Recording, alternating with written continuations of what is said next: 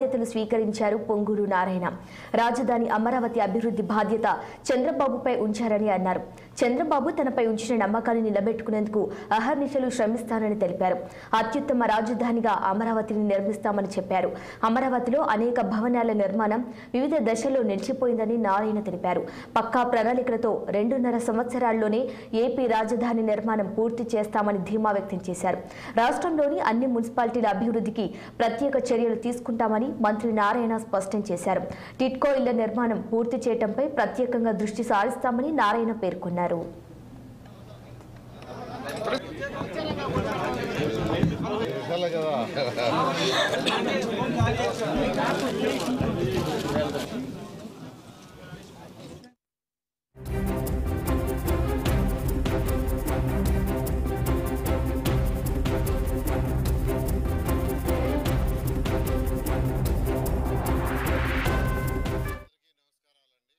అందరికీ నమస్కారాలండి.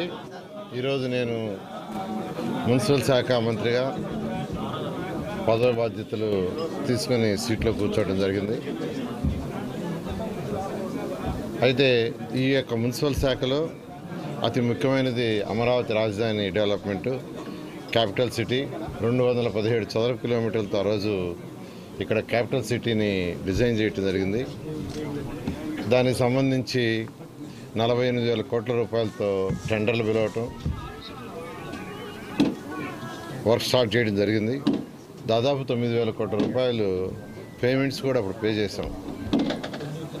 ఆ రోజు ముఖ్యమంత్రిగా ఉన్న నారా చంద్రబాబు నాయుడు గారు నాకు ఒకటే చెప్పారు, ప్రపంచంలో ఉన్న టాప్ 5 రాజధానిలో ఒకటి చేయాలని. ప్రపంచంలో ఉన్న టాప్ 5 రాజధానిలో ఒకటిగా ఉండాలి. ఒక డిజైన్లే కాదు, ఇక్కడ చేసే ప్రతి పని వల్ల ఆర్థికంగా రాష్ట్రం డెవలప్ కావాలి. ఇక్కడ ఏ యాక్టివిటీ చేసినా దానివల్ల రాష్ట్రంలో ఉన్న పాత జిల్లాలు 13 జిల్లాల్లో ఆర్థికంగా పెరగాలి. బిల్డింగ్లే కాదు, అలా యాక్చువల్గా డిజైన్ చేసాం.